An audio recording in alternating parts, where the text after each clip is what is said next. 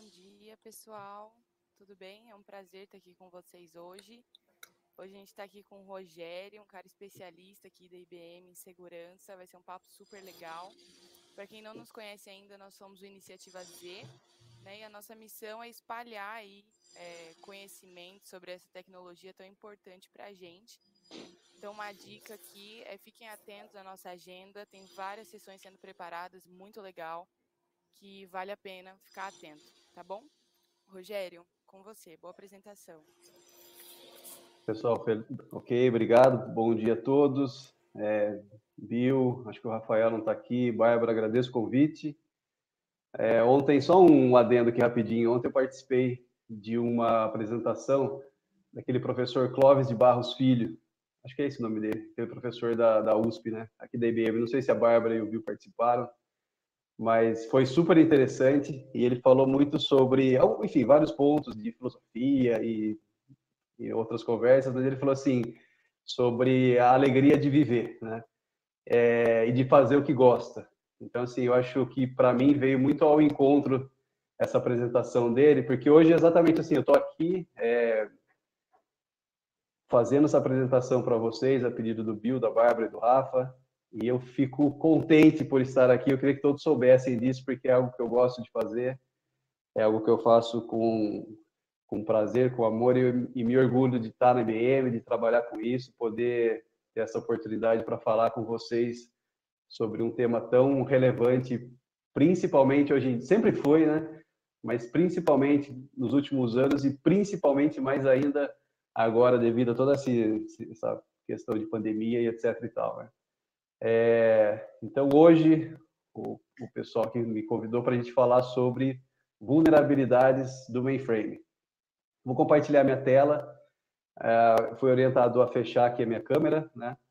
Então, Bárbara, se por acaso eu não conseguir compartilhar rápido aqui, você me avisa se tiver algum problema, tá? Tá bom. Eu vou fechar aqui, eu vou fechar então a minha câmera. Aqui.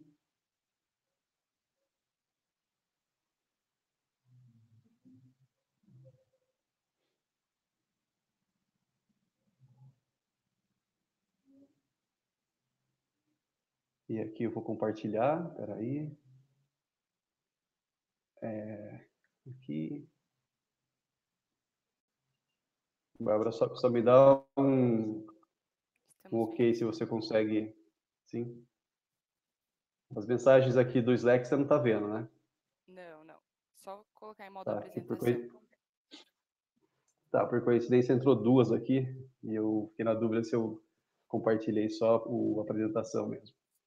Sim, tá tudo certinho. Bom, vamos lá então. Ok. Como eu comentei, então, assim, hoje a gente vai falar sobre duas formas ou duas maneiras de obter algum tipo de privilégio, de permissão, de acesso não autorizada no mainframe, né? Como eu comentei com vocês, esse é um assunto que eu gosto bastante de falar, eu sou apaixonado por esse assunto, sobre hackF, sobre segurança. HackF é não sei se, bom, enfim, acho que está claro para todo mundo, né? Mas é o sistema de segurança do mainframe da IBM. Além do HackF, a gente tem o Top Secret e o ACF2. Esses últimos dois é da Computer Associated. Mas eu sou mais especialista no sistema de segurança da IBM, que é, no caso, o HackF, né?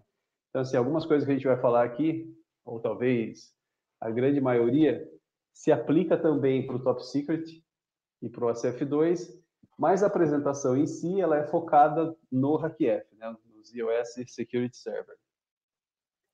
Então, Rogério, próximo slide. Oi. Nós estamos vendo todos os slides, tá bom? Não tá em modo apresentação aqui pra gente. Verdade. O que eu tenho que fazer aqui? Deixa eu ver.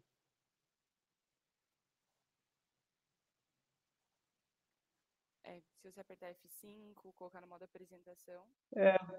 Foi o que eu fiz, sim.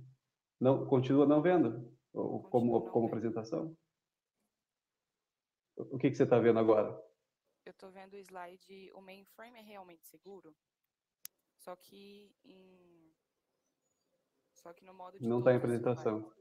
Isso. Que O estranho. André aqui sugeriu apertar Ctrl F5. Ctrl F5.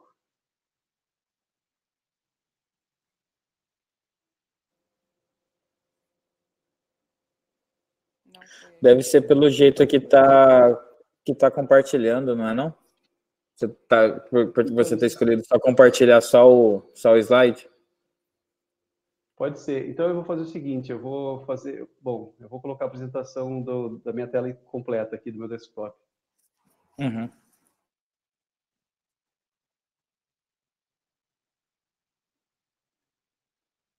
Vamos lá, então, peraí.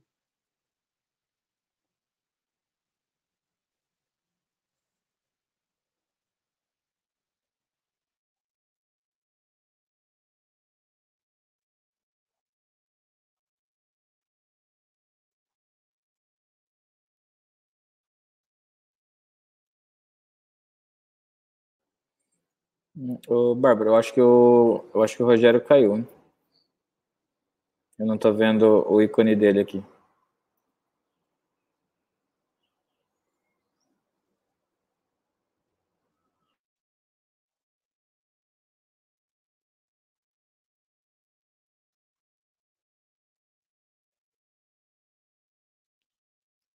Já convidei ele aqui novamente.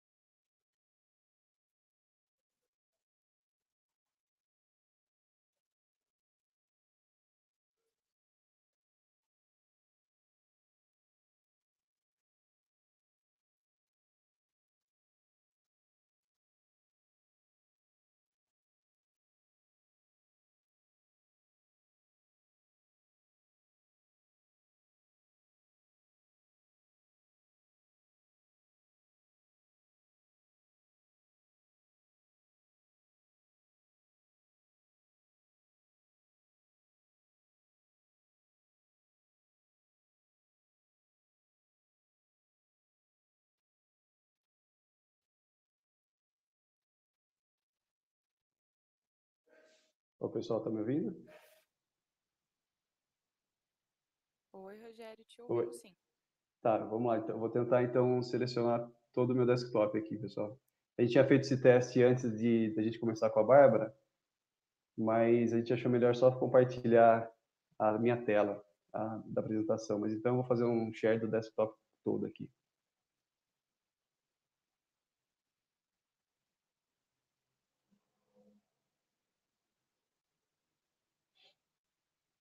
Lady Murphy é complicado, né?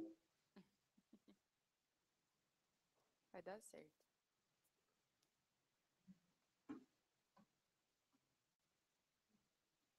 Não, o detalhe é que eu fiz Vocês estão conseguindo ver essa janelinha aqui da Microsoft aberta? Sim. E ela não fecha de jeito nenhum.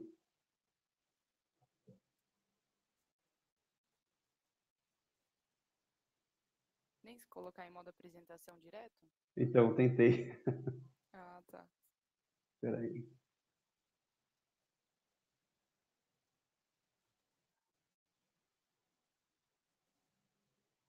Foi no momento que eu pressionei ali o Ctrl F5. Estranho. Eu vou tentar fechar, Quer então. mandar essa apresentação para mim, Rogério? E eu compartilho daqui? Vamos fazer isso, então. Pessoal, só um minuto, então, por favor. É Bárbara Assis, né? Isso. Dá para mandar por Slack também, se você preferir. E já mandei aqui, não vou mandar pelo Notes, então, pode ser? Pode.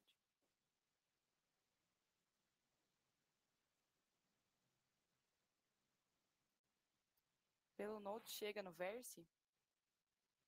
Sim. Então tá certo. Chega assim.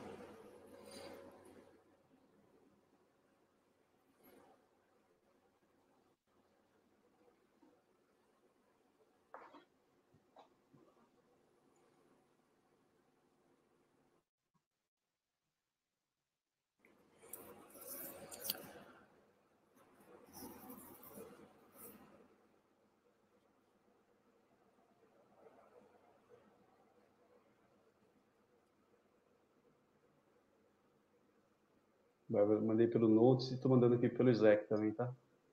Ok. Aí volta para você na hora da demo. Você vai fazer a demo hoje também? Então, acho que não, Bill. Ah, não? Não, porque o sistema que eu tenho hoje em dia é um sistema que não é IBM, cara. E mesmo sendo sandbox, eu acho que não vale a pena Entendi. compartilhar.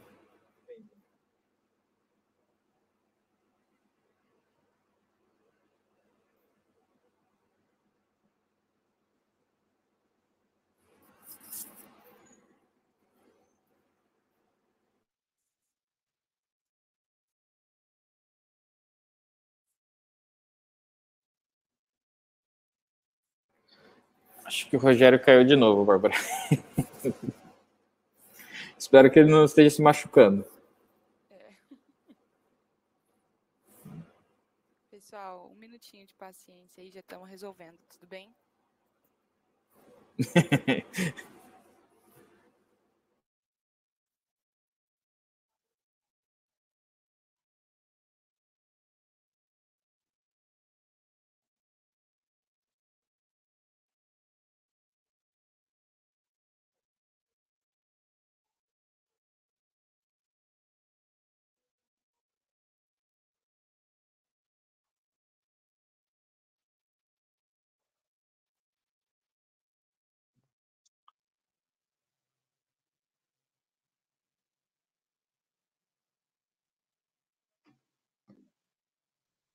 Oi, pessoal. Oi, te ouvimos. Chegou alguma coisa, Bárbara? Ainda não. Nossa, agora que eu tô vendo aqui que ele tá carregando no Slack ainda. Nem no Notes? Nem no Ah, Notes. O pessoal 70%. falou que é tranquilo você apresentar pelos slides, Rogério. Aparecendo os Será? slides do lado. Então vamos aí. O importante é o conteúdo ser passado. Sim, então vamos lá. Vamos tentar de novo então aqui. Bom, eu vou fechar então o meu vídeo. Ok. Pronto, fechei. E agora eu vou tentar fazer o share de novo. Vamos ver se vai.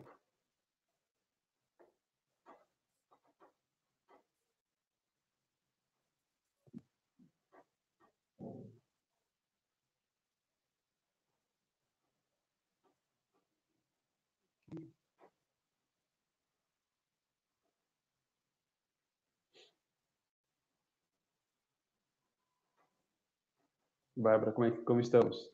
Estamos vendo os slides. Tá. Você tá vendo a minha foto? Isso mesmo. Ah, tá. Bom, então eu espero que todo mundo esteja vendo também. Bom, vamos lá, pessoal. Vou passar para o slide seguinte aqui.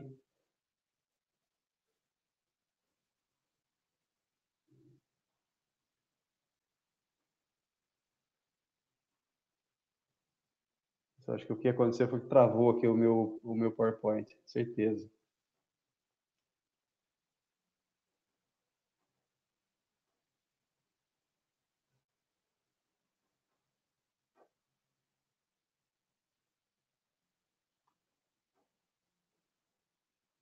Poxa vida. Está completamente parado no laptop. Acontece. Deixa eu tentar aqui. Bárbara, a apresentação foi para você agora. Acabei de ver. Vocês estão enxergando? Então, sim, já apareceu aqui, Bárbara. Tá vendo, Rogério? Você falou que ia hackear o mainframe, já foi barrado antes de chegar perto da porta. Não. O detalhe foi que a gente já fez isso várias vezes, cara. Então você vai me conduzindo aqui, Rogério, para eu passar para você, tá bom? Tá, você tem que pôr a sua tela deixa em eu ver, foco, então. Bárbara. Tá do Rogério ainda.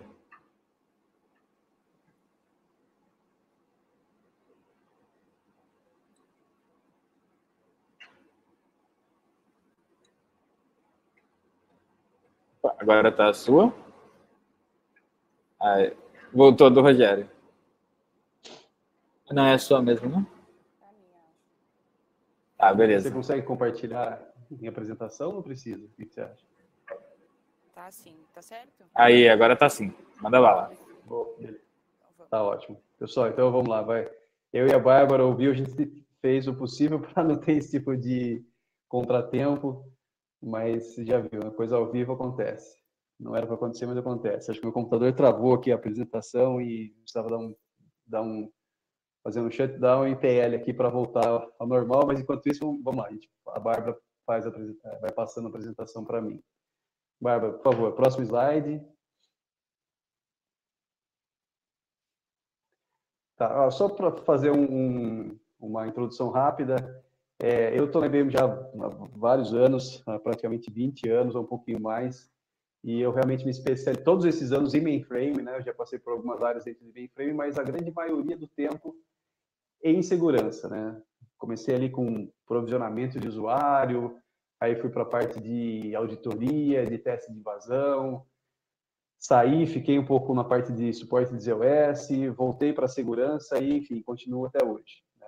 E nessa área eu realmente me especializei nesse assunto, como eu comentei, principalmente na segurança do HackF. Então, o que eu gosto de fazer é procurar problemas de segurança, procurar vulnerabilidades e resolvê-los, né? Óbvio.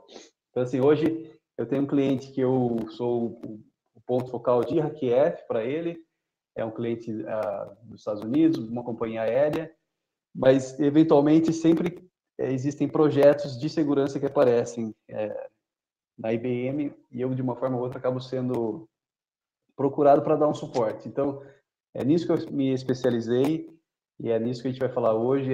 Como eu comentei no início da nossa apresentação, é nesse ponto que eu acho super interessante aqui a parte de segurança, a parte de mainframe, a parte de HackF.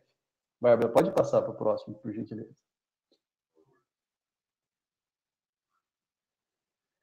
Bom, beleza. Pessoal, acho que a pergunta que todo mundo faz, né? O mainframe é realmente seguro?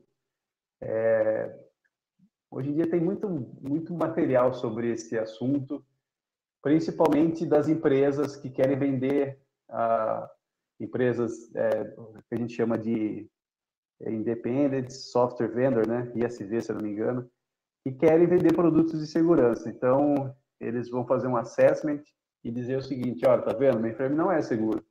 Então, você, cliente, precisa do meu software, né? Então, assim, hoje tem softwares de segurança que é o Vanguard, tem o Beta GT8, tem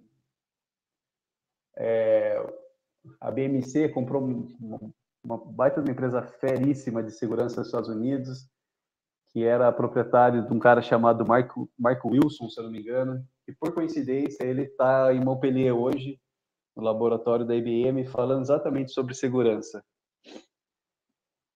Então, enfim, a ideia que eles tentam vender é essa, né? O mainframe, ele é seguro, só que tem problemas, né? E o que eu posso falar para vocês hoje em dia é que realmente o mainframe é o sistema mais seguro que existe, é a plataforma mais segura, mas, entretanto, porém, todavia, existem problemas.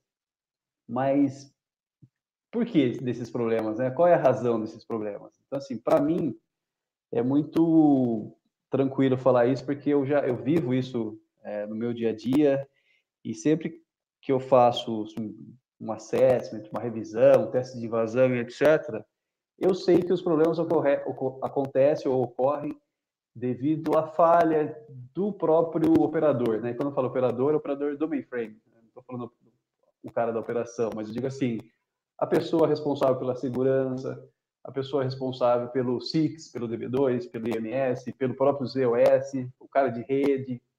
Então, assim, no dia a dia, de repente, a segurança não é o mais importante para um suporte, por exemplo, né? Porque ele tem tanta coisa para fazer, instalar, desinstalar, fazer o upgrade, e, eventualmente, por mais que essa pessoa tente controlar todos os aspectos de segurança possíveis aí do software dele, eventualmente uma portinha aqui, uma porta ali, fica aberta. E é exatamente nessa porta, eu não estou falando porta, né? Estou falando uma porta em geral, que pode ficar aberta, que mora o perigo, né? É a partir dali que eu consigo, usando uma determinada técnica, invadir o sistema, penetrar no sistema, obter algum dado privilegiado, conseguir algum privilégio que eu não deveria ter.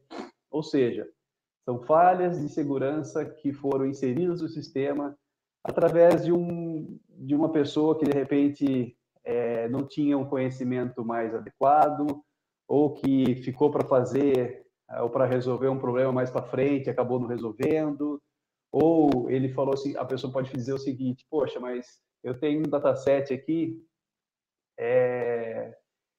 que ele pode ser acessado por todo mundo, e na verdade não poderia, ou eu tenho um arquivo que eu tenho um grupo de todos os funcionários da empresa XYZ que com acesso nele, na verdade não deveria ter. Então, assim, é uma série de problemas que podem ocorrer devido à má customização do software de segurança, no caso do HackF. Então, assim, para responder esse slide, a minha opinião, não é a opinião da IBM, mas é a minha opinião, é que sim, é um sistema muito seguro, o mais seguro que existe até onde eu sei, porém ele não está 100% livre de problemas, né? E esses problemas ocorrem devido a isso, devido a uma má customização do software de segurança, né? Ou seja, eu tenho um arquivo, ao invés de eu proteger esse arquivo de uma forma muito crítica, assim, permitindo somente que o usuário XYZ tenha acesso nele, eu permito que um grupo inteiro de pessoas consiga acessá-lo, né? E esse arquivo tem informações confidenciais do meu cliente, ou tem informações de settings de segurança do meu sistema, e é aí que mora o perigo. Então, assim, um sumário rápido aqui, o mainframe é realmente seguro, mas existem problemas, e é sobre 2 desses problemas que eu vejo muito, que nós estamos aqui hoje para falar sobre eles. Ok? E é legal, né, Rogério, que, na verdade, esses problemas são problemas que quem está ali por trás esquece de tratar, né? Não é... São coisas simples e a gente está falando deles para o pessoal poder tomar um pouquinho mais cuidado com isso. Exatamente, viu? Na grande maioria das vezes, né? Eu já vi várias vezes acontecer assim, olha, poxa, eu sei que eu tenho isso aqui, eu vou deixar para resolver depois aqui da minha change, né? Da minha mudança aqui. E aquilo vai ficando, e de repente as pessoas acham que aquilo é um legado, que aquele problema sempre existiu, é para sempre ficar desse jeito, e não vamos alterar, porque se alguém tentar alterar, vai parar alguma aplicação, vai parar um sistema, e etc, né? Mas é isso, exatamente o que você falou. Então, Bárbara, se você puder passar pelo próximo slide. Rogério, se você quiser tentar sem o microfone igual você estava antes, eu acho que está dando bastante chiado. Peraí, então. Eu vou tirar, vamos ver se vai ficar melhor. Viu, tá me ouvindo? Tô ouvindo sim. Tá, vamos lá. Pessoal, então assim, hoje estamos aqui para falar sobre 2 desses problemas, né? Um é com relação à APF, Authorized Program Facility, que são recursos muito sensíveis aí do sistema operacional. E o número 2, sobre conseguir obter um privilégio realmente especial, digamos assim, através de uma má proteção dos arquivos de usuários privilegiados. Esse 2 eu vou falar um pouquinho mais para frente. Vamos ficar com o número 1, então, aqui, que é sobre APF. Então, o que são APF? São datasets do sistema operacional que dentro dele existem programas, módulos e etc., que rodam de uma maneira privilegiada, né? Ou seja, o que significa isso, né? Resumidamente, significa o seguinte: se eu tenho um dataset que é considerado APF, qualquer programa que eu coloco dentro desse dataset e rodo esse programa, eu consigo bypassar o HackF. É exatamente isso, né? Então, assim, o módulo que eu consigo adicionar dentro de uma biblioteca considerada APF, dentro de um dataset considerado APF, e eu, digamos assim, que eu esteja insatisfeito de alguma maneira com o meu trabalho, e eu quero fazer uma grande bagunça no sistema que eu trabalho, né? Ou eu quero obter qualquer tipo de informação privilegiada, ou eu quero obter um super user aqui, por exemplo, né? O que eu posso fazer? Eu crio um módulo, crio um programa, fazendo com que eu consiga me tornar um usuário privilegiado, por exemplo, né? Ou seja, no mainframe a gente tem um privilégio special. Toda vez que eu faço um acesso, um teste de invasão, e eu consigo me tornar, através de um usuário normal, um usuário sem privilégio algum, né? eu consigo me tornar um usuário privilegiado, ou seja, com o privilégio de special no HackF, para mim é o clímax, né? Eu fiz exatamente aquilo que eu precisava fazer para saber se o sistema está ou não seguro, por exemplo, né? Então, através de um dataset considerado APF, eu consigo, entre aspas, burlar a segurança do HackF e me tornar um usuário privilegiado, ou eu consigo emitir qualquer comando de HackF com que eu consiga, por exemplo, ler um database de RH do meu cliente, né? Então, qual que é o problema aí? É quando eu encontro esses datasets considerados APF abertos publicamente para qualquer usuário acessar, e mais do que isso, né? Abertos para qualquer usuário alterar o conteúdo deles. E é aí que mora o perigo. Então, quando eu tenho um dataset, um arquivo considerado APF, eu tenho obrigatoriamente que proteger esse arquivo da melhor maneira possível. Ou seja, permitir somente que o usuário XYZ, que é o usuário que realmente precisa ter essa permissão nesse arquivo, que somente ele tem essa permissão e mais ninguém. E para isso, o que geralmente se faz, né? Eu geralmente crio proteções no HackF o mais específico possível que proteja esse arquivo. Ou seja, vamos dar um exemplo, né? Eu tenho um arquivo sysum.parmlib, digamos assim que ele é um arquivo APF. Eu sei que não é, mas como o sysum.parmlib é um arquivo que todo mundo conhece, vamos supor que a sysum.parmlib seja um arquivo considerado APF. Então, qual que é a preocupação que eu tenho que ter? A preocupação é a seguinte: será que esse meu arquivo ele está sendo protegido de uma forma adequada? Ou seja, será que somente eu, ou o cara de suporte de ZOS, ou o cara de suporte de DB2, de SIX, etc., realmente tem permissão nesse arquivo? Ou eu tenho um grupo de HackF que tem 100, 200 pessoas dentro desse grupo, e esse grupo possui permissão acima de read, ou seja, uma permissão que eu consiga alterar o conteúdo desse dataset.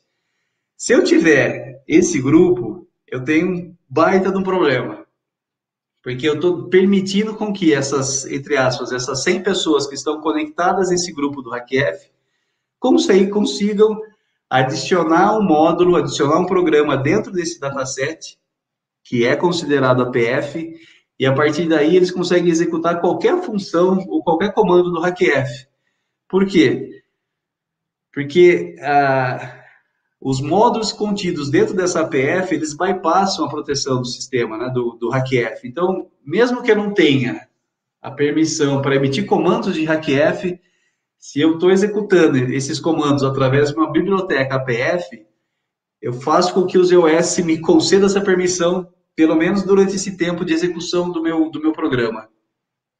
E é por isso que é tão crítico, que é tão falado, que é tão necessário proteger bibliotecas APF. Proteger como? Proteger da forma mais específica possível e da forma mais controlada possível, com que somente usuários que realmente precisam ter essa permissão realmente têm, nem mais nem menos.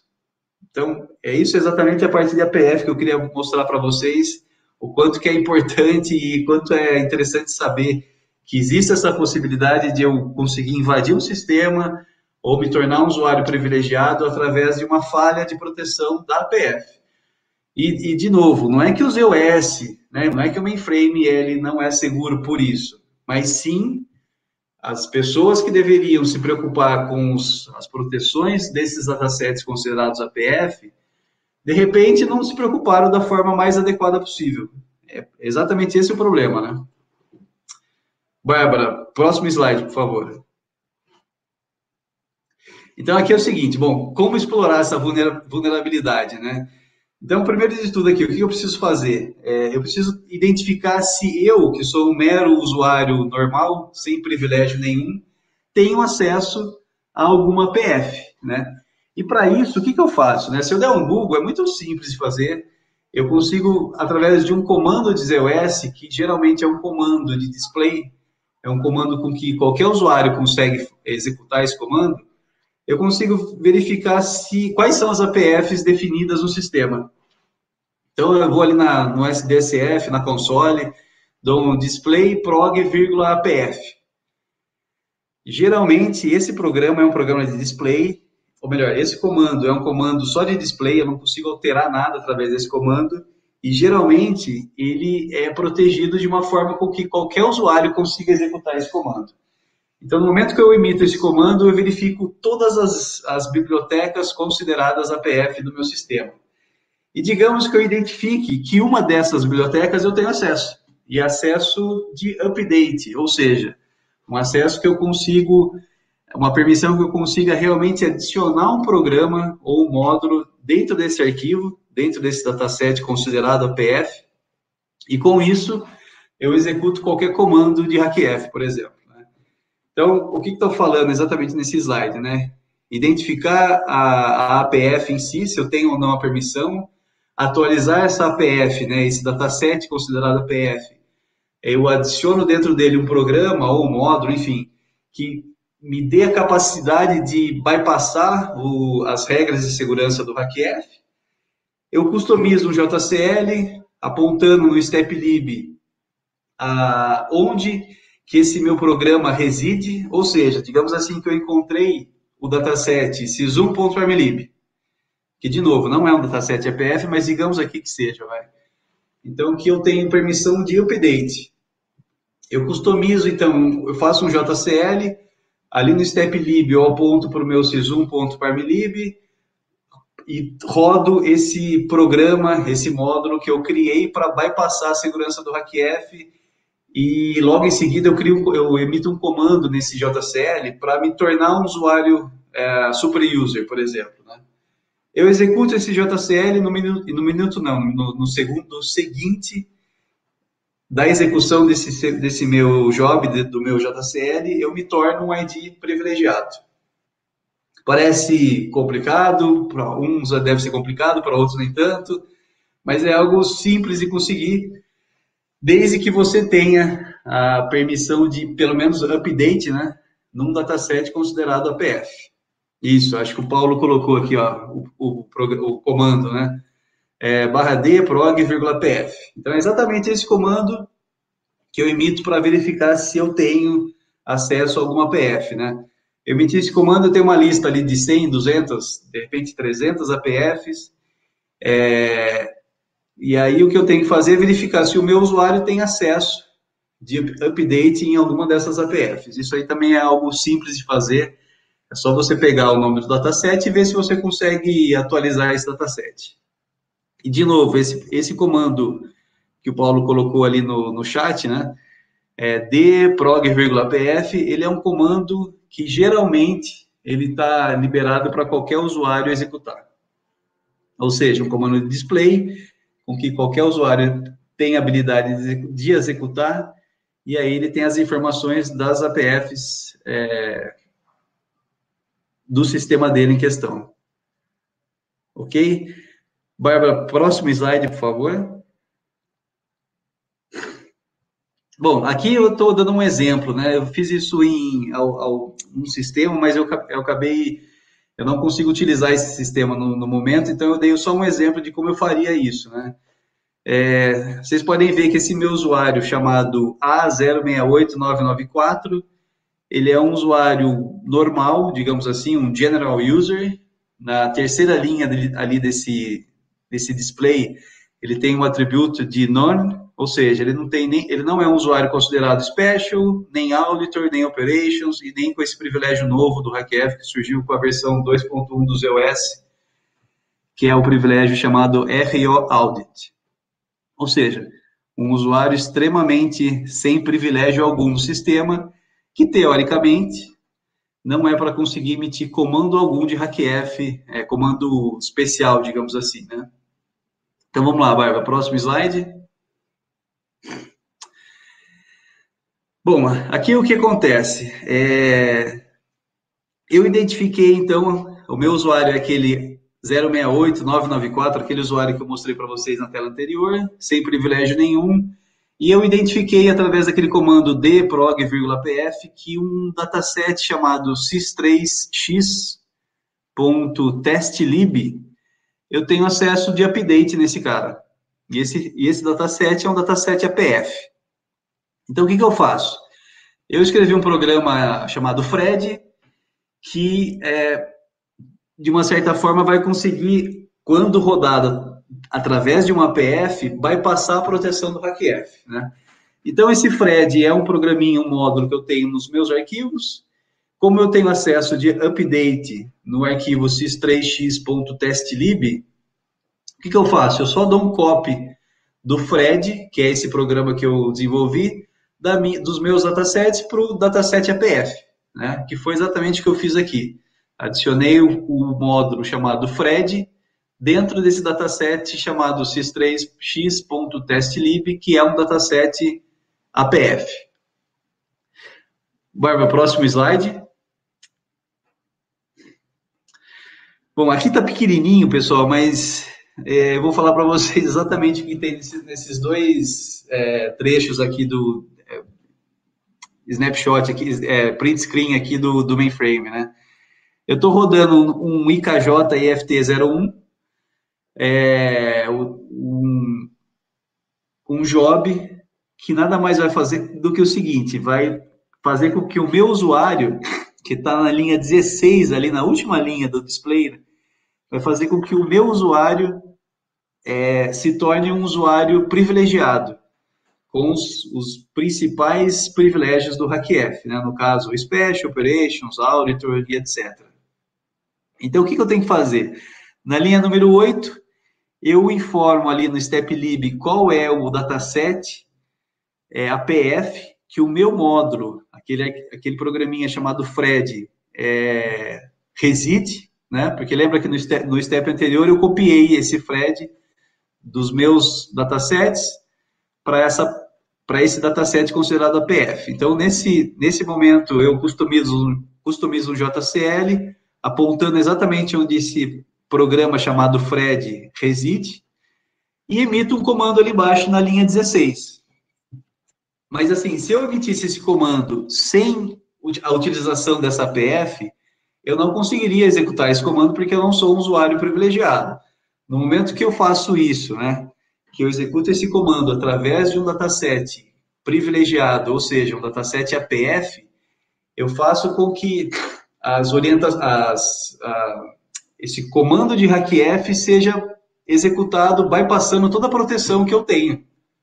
Por quê? Porque eu estou executando esse comando através de um dataset considerado APF, um dataset privilegiado. E aí, logo em seguida, eu dou um display do meu usuário, né? Vocês podem ver ali o usuário de novo, o A068994. Em seguida, eu mostro para vocês os atributos que eu recebi, então. O atributo de Special, de Operations, de Auditor e o RO Audit. Então, nesse momento, eu deixo de ser um usuário comum, um usuário que não que não tem privilégio algum no HackF, e eu tenho os principais privilégios do HackF. Então, nesse momento, o que eu posso fazer? Eu posso fazer o que eu quiser.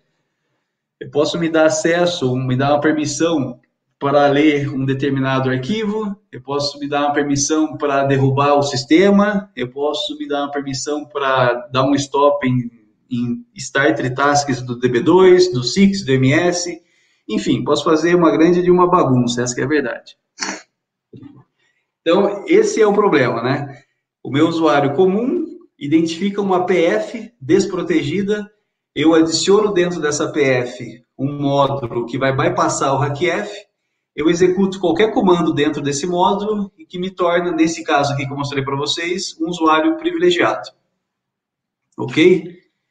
Viu alguma pergunta, cara? Opa, temos sim, a Bárbara já vai fazer aqui para você. Tá, Bárbara, a gente passa para o próximo ou primeiro a gente responde?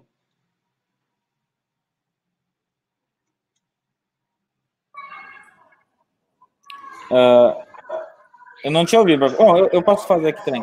Não, o pessoal, eles fizeram uma pergunta aqui, meio que com um comentário junto, falando sobre que a melhor estratégia seja sempre proteger tudo, certo?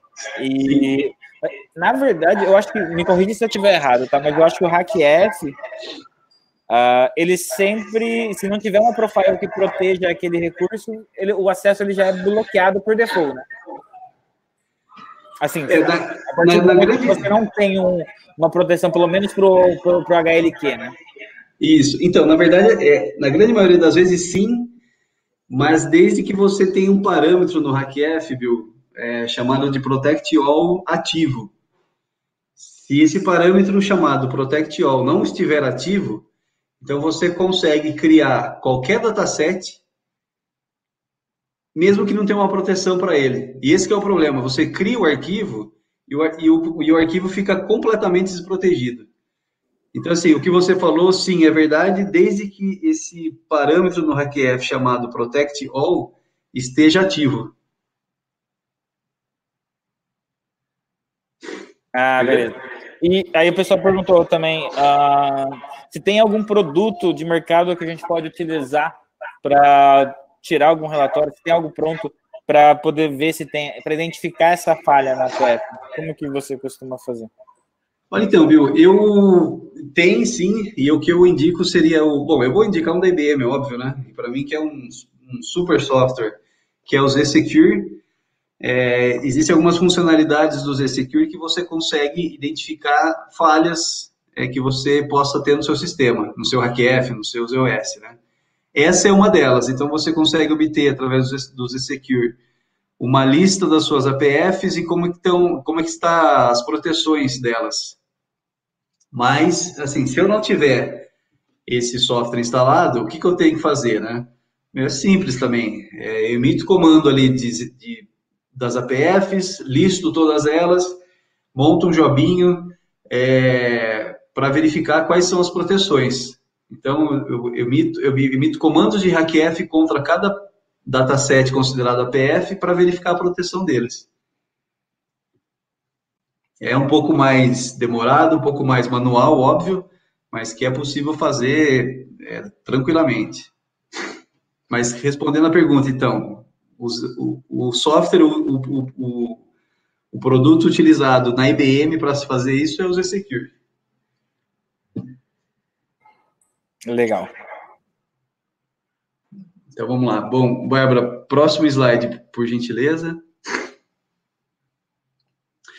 Bom, pessoal, esse aqui então é o item número 2.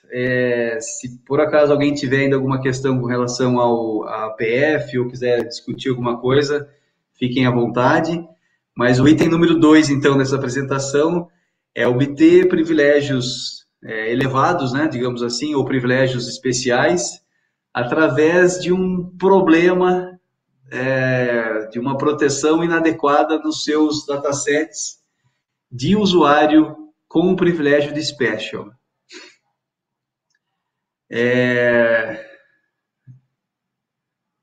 Aqui eu estou vendo que o Bill escreveu, como nos proteger dos System Programmers.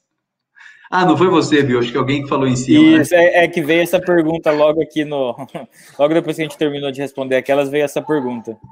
Mas essa pergunta é interessante, cara, porque assim,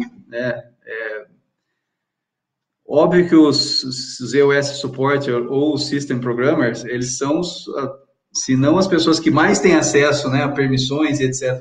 no sistema do que nenhum outro. E esse software chamado Z-Secure, ele tem algumas funcionalidades de fazer o seguinte, olha, mesmo o cara que é o suporte do sistema operacional ou o System Programmer, né, que tenha permissão numa APF, se ele tentar executar o comando de HackF XYZ, eu quero que ele não consiga. Então, assim, o Z-Secure, ele consegue prover essa digamos assim, essa proteção. Você tem que ter um determinado módulo do Z-Secure instalado que você consegue fazer isso, né? Então, assim, eu também acho que os System Programmers têm acesso a tudo, conseguem, teoricamente, fazer tudo. Mas existe uma possibilidade que o Z-Secure utiliza para impedir com que o System Programmer consiga, eventualmente, emitir um comando de HackF ou impedir com que ele consiga dar uma permissão para alguém que não era para conseguir. Então, assim, é possível fazer isso sim através desse produto da IBM chamado Z-Secure. Bom, vamos lá então.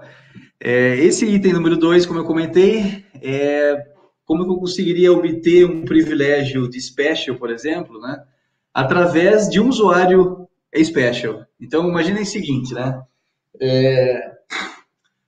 os usuários que têm o privilégio de special, o privilégio de operations, de auditor, que agora, a partir do ZOS 2.1, o privilégio de RO Audit, esses caras são caras considerados críticos aí para o sistema, né, para o HackF. Então, os arquivos dessa galera, né, galera não, porque tem que ter o mínimo, o menor número possível de pessoas com esses privilégios, né, mas os arquivos ou os datasets desse pessoal, eles têm que ser protegidos de uma forma muito correta. O que eu quero dizer com isso é o seguinte: eles não devem permitir com que um usuário XYZ, um cara de operação, por exemplo, consiga ler ou consiga alterar o conteúdo dos datasets do cara que é considerado special no HackF, né? E por que ele não deve ter esse tipo de permissão? Porque senão eu consigo fazer o que eu chamo de cavalo de Troia. Eu consigo fazer com que, imaginem só a seguinte situação: o Rogério não é um usuário privilegiado, ou seja, eu não tenho privilégio de special no HackF, mas o Bill, ele é da área de segurança, ou ele é o suporte de ZOS, e ele tem o usuário dele com privilégio de special. Só que ele, enfim, por um erro, digamos assim, ele criou uma proteção para ele, né, para os datasets dele, e deixou com que qualquer pessoa conseguisse atualizar esse dataset, por exemplo, né? E aí, o que eu posso fazer? Eu identifico, então, essa vulnerabilidade, e eu, que não sou um usuário privilegiado, eu consigo editar o arquivo do Bill, ou melhor, eu consigo editar o ISPF do Bill, que é um usuário privilegiado, e eu consigo fazer com que o Bill emita um comando de HackF para o meu usuário se tornar special. E o Bill faz isso sem que ele saiba. Isso que é o mais interessante, né? Ele vai fazer isso, ele vai me dar o privilégio de special para o meu usuário, e ele nem vai se tocar nisso, ele nem vai perceber. Então, esse é um problema que, assim, eu acho que em mais ou menos 50% dos assessments que eu já fiz, eu identifico esse tipo de situação. Parece muito não frequente, né? Mas infelizmente Pelo menos assim, eu acho que uns 50% a 70% dos testes que eu já fiz, eu identifiquei esse tipo de problema. E aqui qual que é a orientação, né? A orientação é que todo usuário que contenha o privilégio de special, principalmente o special, né? Mas o operations, o auditor e o RO audit, que eles tenham a proteção dos arquivos dele de uma forma muito protegida, né? A profile de dataset desses caras tem que estar protegida de modo que somente eles consigam realmente acessar os arquivos, o conteúdo dos arquivos deles e mais ninguém. Se porventura tiver necessidade de alguém precisar acessar esses arquivos, que consigam no máximo com acesso de leitura e não de atualização, não de update, por exemplo. O Paulo está falando aqui de surrogate. É como se fosse um surrogate, né, Paulo? É como se fosse um surrogate, essa que é a verdade, mas eu prefiro chamar de Trojan Horse, cavalo de Troia, né? Acho que acaba sendo um nome mais bonito. Eu tenho como executar esse tipo de função também através do surrogate, que é menos frequente de eu achar esse tipo de problema, mas também se aplica sim. Bom, vamos lá. O que eu tenho que fazer, então? Eu tenho que ter essa certeza de que nenhum usuário, que os usuários não tenham acesso de update nos arquivos do meu ID, que é considerado special. É exatamente isso, eles não podem ter esse tipo de permissão. Bárbara, passa para o próximo slide, por gentileza. O Eduardo Rocha está falando aqui, o Edu, que essa mesma definição se aplica aqui à PROC de logon, que pode ser injetados dentro da procedure de logon, em tempo de logon para fazer com que o Bill, por exemplo, execute um comando para me tornar special. É verdade, eu já vi isso também, Edu. Bem lembrado.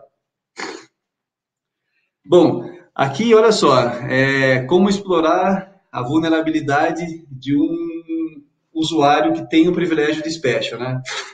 Primeiro de tudo, eu tenho que identificar o usuário, né? O que nem sempre é difícil, né? Digamos assim, que eu estou que o meu cliente, ou melhor, não vamos falar do meu cliente, vamos falar assim, que eu estou dentro eu trabalho na IBM, eu sou da área de storage, por exemplo, e eu vou tentar identificar quais são os usuários com special, né? Geralmente, eu vou saber quem são as pessoas que trabalham na área de segurança do sistema em questão. Então, eu sei que, por exemplo, assim, é o Bill e é o Edu, por exemplo, né? Duas pessoas aqui fictícias. Então, eu sei que o usuário do Bill é o usuário XYZ e do Edu é o ABC, né?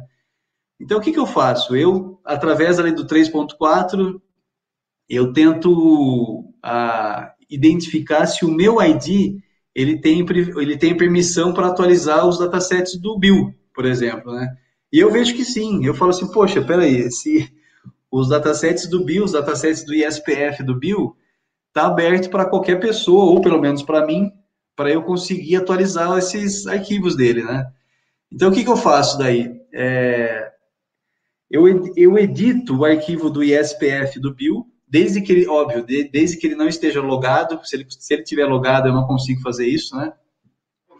Mas eu faço isso, por exemplo, assim, à noite. Então, que possivelmente ele não esteja logado. Então, eu sei que à noite ele não trabalha, digamos assim, eu vou à noite, eu edito esse arquivo do Bill, o ISPF dataset dele, e adiciono ali dentro um comando para que no dia seguinte o Bill execute para mim. E esse comando qual vai ser? É o comando de tornar o meu usuário um usuário privilegiado, ou com o privilégio de special. Eu acho que na próxima tela eu dei um exemplo de como fazer isso. Então, passa para mim, por favor, Bárbara, para o próximo slide. Isso. Bom, primeiro o que eu tenho que fazer nesse caso, né? Eu tenho que editar o meu arquivo de SPF. Então, no caso aqui, eu editei a minha PF3 com o comando tsto alt user, o usuário ali, o A068994, com o privilégio de special. Deixa eu só fechar aqui uma coisinha. Então, assim, eu editei o meu arquivo ISPF e adicionei esse comando dentro da minha ISPF. Em seguida, como eu sei que o meu usuário tem permissão de update nos datasets de ISPF, por exemplo, assim, do Bill, o que eu faço em seguida? Eu copio o conteúdo do meu ISPF para o Bill. Então, eu dou um copy ali no 3.2, 3.3, eu copio o conteúdo do meu ISPF e passo para o usuário do Bill. Bárbara, passa para a próxima tela, por favor.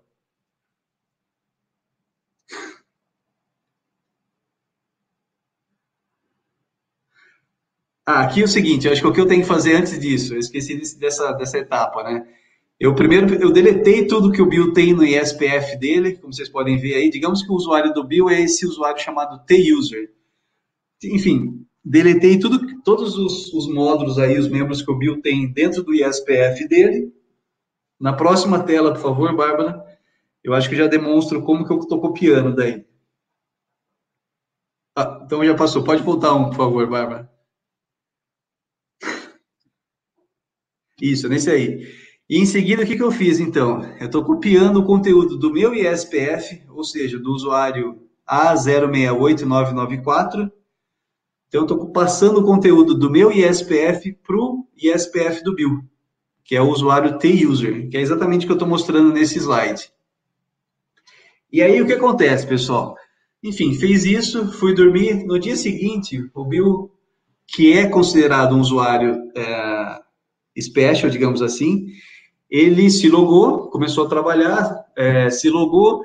No momento que ele digitou o primeiro F3 dele, ele executou aquele comando que eu pedi para ele executar, ou seja, ele me tornou um usuário privilegiado e logo em seguida, como eu coloquei ali ponto e vírgula end, né, ele saiu da tela que ele estava, ele veio para a tela seguinte, sem que ele percebesse, né?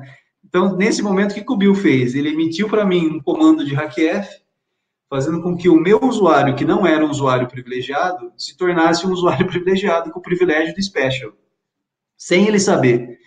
Ou seja, eu, através sendo um general user, sem privilégio algum, eu uso essa artimanha, digamos assim, do cavalo de Troia, fazendo com que o Bill execute o comando para mim, sem que ele saiba, e me torne um ID privilegiado. Aqui, deixa eu ver, acho que o Marco Silva está falando alguma coisa sobre você também pode alocar antes do seu logon o arquivo de SPF. Ah, verdade, tem razão também, Marcos. Mas assim, tem várias formas, é isso que eu acho interessante, né? O bacana de trazer essa possibilidade aqui para vocês é que a gente vai discutindo e a gente vai percebendo que há várias formas semelhantes ou, de repente, muito diferentes de fazer esse tipo de situação aqui. O Marco deu essa ideia, o Eduardo Rocha falou sobre a proc de logon, mas aí, sim, de novo, né? São vulnerabilidades que existem porque alguém, de repente, esqueceu de proteger um arquivo de uma pessoa da forma mais correta possível, né? Ou porque alguém permitiu com que um grupo muito grande de pessoas tivessem permissão para alterar o conteúdo de uma PF. Enfim, são várias possibilidades aqui. Bom, enfim, nesse slide aqui, eu acho que é o último, então, desse item número 2. Eu acho que o próximo, a gente já está finalizando a apresentação. Isso aqui pessoal, só um detalhe, né?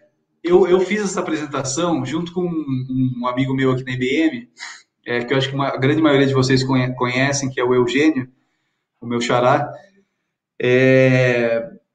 E só que antes da gente fazer essa apresentação interna para a IBM, num evento, a gente passou pelo crivo do pessoal de laboratório do mainframe lá de Poughkeepsie, né? Então, eles falaram assim, só deixe muito claro para todo mundo que o mainframe, ele é, sim, seguro, desde que ele esteja adequadamente protegido. Se ele não tiver protegido, ou seja, né, se tiverem portas abertas, o sistema deixa de estar seguro, óbvio, né? Então, esse último slide é exatamente isso, né? A gente sempre tem que lembrar disso. O mainframe é realmente a plataforma mais segura, mas não é segura por default, né? Essas vulnerabilidades existem e geralmente são vulnerabilidades causadas pela própria operação, né? Pelo próprio operador, pelo cara de segurança, pelo cara de ZOS, enfim, por várias possibilidades que fazem com que o mainframe possa ficar exposto e ter essa vulnerabilidade que, porventura, pode ser atacada, enfim. Como o Paulo falou aqui, a falha é sempre humana, é o que eu acho também, né? A falha, para mim, é sempre humana. Eu nunca vi uma falha do sistema, sendo que ele, de repente, esteja realmente bem protegido. Bom, pessoal, então é isso. O que eu queria passar para vocês, e para sempre lembrar aqui, são esses 2 itens, que para mim são itens realmente fundamentais, importantes. Eu vou voltar aqui o meu... Deixa eu ver se já estou aqui. Ah, sim. Acho que vocês estão me vendo, né? Para mim, esses 2 itens são os itens que eu mais identifico em testes de invasão, em assessment de segurança, que geralmente podem ter problemas aí no sistema do cliente, no sistema da IBM, no sistema de vocês. Então, Bill, se tiver mais alguma pergunta, alguma dúvida, alguma informação que você queira passar, por favor, fique à vontade. Não, era isso mesmo. Obrigado, Rogério, pela apresentação. Foi bacana. O pessoal aqui... acho que a gente tem algumas perguntas aqui. Deixa eu dar uma olhada. Sim, manda ver. Tem um comentário aqui, mas com todas as questões levantadas, não vi ainda ninguém entrar no mainframe sem nenhum ID, sem nenhum user ID. Olha, então, existem possibilidades, sim. De eu submeter um job, por exemplo, com um usuário que não existe no hackf, né? Só que para eu conseguir fazer isso, uma funcionalidade do HackF tem que estar inativa. Mas eu já vi acontecer, eu já fiz testes assim, e foi possível realmente. Eu submeto um job com usuário indefinido, e devido a essa definição do HackF estar inativa, eu consigo, de repente, através desse usuário indefinido, ler um dataset que está aberto para qualquer pessoa acessar, ou, de repente, ler um banco de dados. Mas para chegar nesse ponto, você ainda precisou de algum ID para submeter o job, né? Isso é verdade, cara. Então, viu, o detalhe é o seguinte também, né, cara? O que eu sempre vejo parece que assim, 70% dos problemas de invasões que existem ou que já foram identificados são problemas internos. E aí, eu tenho um ID que realmente eu tenho um usuário meu, mas eu não quero invadir o sistema ou, de repente, ler um arquivo e que me mostre lendo esse arquivo, digamos assim, e eu identifico que o HackF meu tem esse problema, né? Que essa opção está inativa, e aí eu consigo submeter um job, digamos assim, e faça com que o usuário não existente no HackF consiga ler um arquivo, por exemplo. Enfim, é difícil, eu sei que é difícil, mas eu não diria impossível.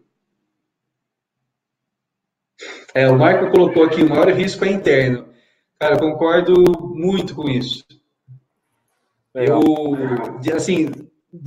Eu acho que de 100% dos testes que eu já fiz, infelizmente 100% a gente eu consegui me tornar special, por exemplo, né? Mas isso é o seguinte, né, pessoal? Eu tendo um usuário criado no HackF sem privilégio algum, né? Eu nunca consegui invadir um sistema da minha casa, consegui invadir o mainframe do Banco Itaú, por exemplo. Eu nem sei como fazer isso, não sei nem se é possível, né? Mas em testes de invasão, assim, ou de assessment, em consultoria, o que acontece geralmente é assim, o cliente ele me dá um usuário sem privilégio algum, e através desse usuário eu consigo me tornar um usuário privilegiado. E o pessoal aqui também veio outra pergunta aqui da diferença entre vSecure, HackF e SAF. Bom, HackF, na verdade eu falo HackF, mas é o ZOS Security Server, né? Esse é o modo mais correto de falar, né? Que é o software de segurança do mainframe. SAF é o System Access Facility, ou Security Access Facility, eu não lembro, exato. Acho que é isso. É ele que vai fazer a chamada para o software de segurança, no caso o HackF. E o ZSecure... Oi, eu falei? Não, só estava comentando que faz a ponte, né, da conexão entre o software de segurança e o sistema. Manda bala. Isso. Para mim ele faz essa chamada, essa ponte, né? E o ZSecure é um produto IBM que está numa camada acima, digamos assim, que você consegue, através de alguns módulos desse ZSecure, fazer a administração do HackF ou utilizar o módulo de auditoria do ZSecure para verificar se o seu sistema está com as proteções que o software ZSecure julga como sendo as melhores, né, ou sendo as best practices, implementado e instalado no seu ambiente.